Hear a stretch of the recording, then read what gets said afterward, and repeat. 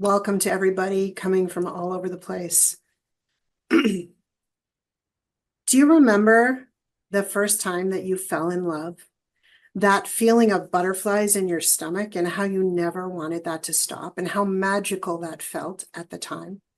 For me, it was Tony Moselle in grade 5.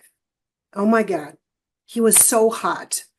I thought Tony was the bomb. Every time I was around him, I would get those butterflies. And, I was very shy. I wasn't shy with my friends, but when Tony entered the room, I became this other person. It was crazy. My sister and I shared a room together, and every night, without fail, I would get down on my knees at the side of my bed with my hands pressed together and pray with all my might, please let Tony Moselle be my husband.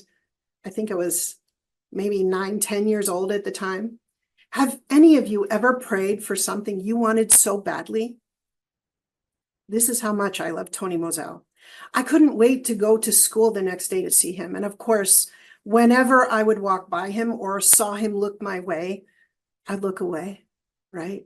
My tongue swelled to 3 times the size of my mouth. So even if he said hi to me, I couldn't get any words out. And it wasn't even English.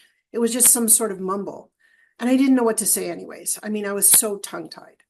So it's like a real thing. I had it bad for Tony. He sat 2 desks up to the left of me in class.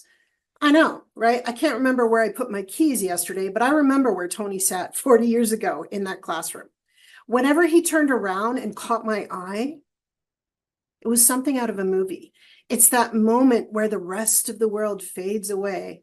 And like all of a sudden the long becomes this short and they start to come towards you. It's literally what happened. It's almost like this invisible force that was pulling us together. This is exactly how I want to invite you to think about money, to feel about money. This is what wealth mastery feels like. I remember how I felt about money before shifting my mindset. It was brutal. I remember going out on this date with this gentleman. Oh my gosh, this was so many years ago. And he was like, I want to take you out to dinner. And I remember thinking, great, he's going to pay. I was gonna get paid in a couple of days from my job. And I thought, I'll be okay. He's paying. He'll take care of dinner. And at that time, I was living paycheck to paycheck. So we have this great dinner and, we get along. We're having good conversation. The bill comes and he looks at the bill and he says, okay, well, your half of the bill is $100. And actually, you had more wine, so you should probably add on more money, another $20 or $30. I look at him and I say, and I'm in total confusion at this point. I say, well, you wanted to take me out to dinner. Why are you asking me to pay?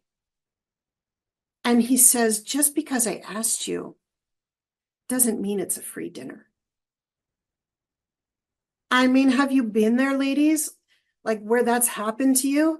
And you're like, oh my God, like really? So in Laura Armstrong fashion, I step up and I had a friend transfer me the money so I could pay for my half of the dinner. But I'll tell you, I was out of there. Needless to say, Cheapo Joe never got another date from me. However, that day, I made a promise to myself.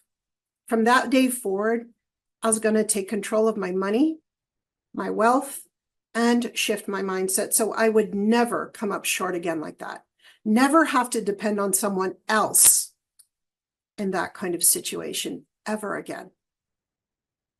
What if you could have that feeling about money every single day?